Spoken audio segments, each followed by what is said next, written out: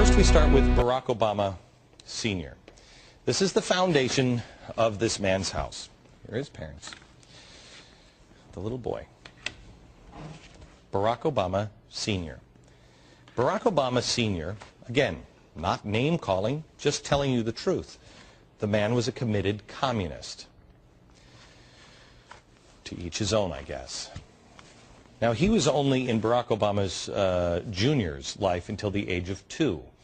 His economic policies have a familiar ring. He's a Harvard-educated economist, a Nairobi bureaucrat, Barack Hussein Obama Sr. He advised his pro-Western Kenyan government after he left this little boy. He went over and advised them to redistribute income through higher taxes. The apple doesn't seem to fall far from the tree here. He also wrote about his distrust of a capitalist system while quoting Marx. Now, that's his dad. When Barack was 2, this man left his son for a good Harvard education. And then he only visited his son once. I'm not sure if this is the picture. Obviously, San Francisco. Of his mother now, I mean, it's Dorothy from Kansas, right? That's what everybody says. Dorothy from Kansas.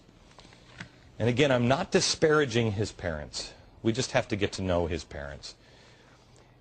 Obama said that she was quoting him, the dominant figure in my formative years. The values she taught me continue to be, keywords, my touchstone when it comes to how I go about the world of politics. Mom, my touchstone. Do we have the picture of Mom, please? Stanley Ann Dunham. There she is. I'm sure she was a great mom. She is his touchstone, the values and the things she taught him, his touchstone when it comes to politics. She was described by a friend as, quote, a fellow traveler. If anybody who reads about progressives and Marxism, you recognize that language. Her friend added, we were all liberals before we even knew what liberals were. It has been said that she may have been a practitioner of something called critical theory. This is a mixture of atheism with radical leftist activist kind of stuff. Nietzsche, it's Marx to the extreme. She was also a supporter of Adlai Stevenson, the former Illinois governor and presidential candidate. During the late 1950s, Stevenson campaigned on the aggressive liberal agenda he dubbed the New America.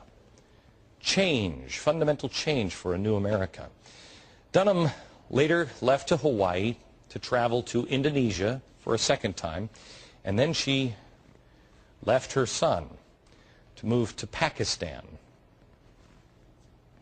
She left her son with her parents. This is the second time this poor little boy was left by a parent. Left with these people.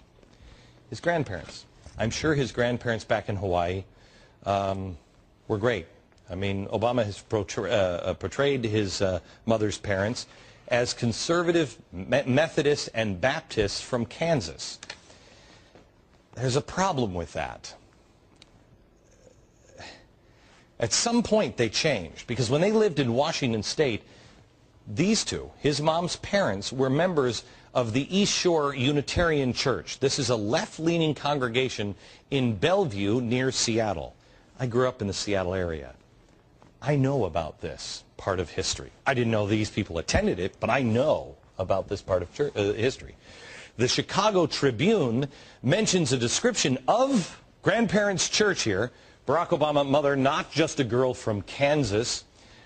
They mention it as the Little Red Church on the Hill. This is what I remember it as growing up in the Seattle area. According to its own website, the East Shore Unitarian Church got that name because of well-publicized debates and forums on such controversial subjects as the admission of Red China to the United Nations.